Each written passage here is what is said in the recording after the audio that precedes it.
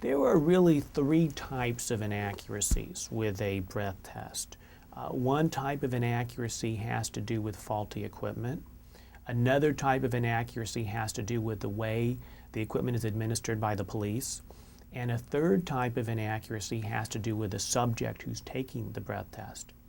As far as the equipment is concerned, we find not only is there an inherent margin of error with the breath test, but oftentimes these instruments are not maintained properly, are not calibrated properly, are not given accuracy checks as required by the state regulations, and they are subject to giving erroneous results.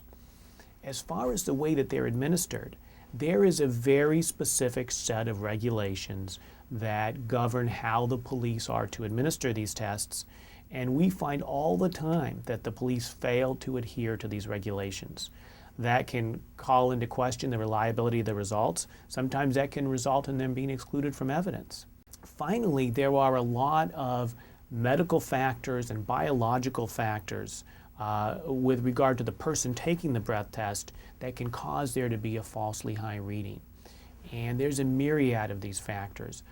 Some of them include GERD, acid reflux, heartburn, being on a low-carb Atkins-style diet, having cavities, having dentures, having dental pockets, having diabetes, burping during the period, during the few minutes before you take the test.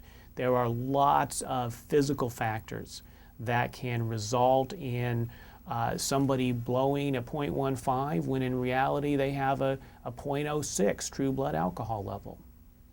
So the important thing to remember is that the reading that is generated by this machine does not necessarily mean that that's the person's true blood alcohol level. Oftentimes they are very different.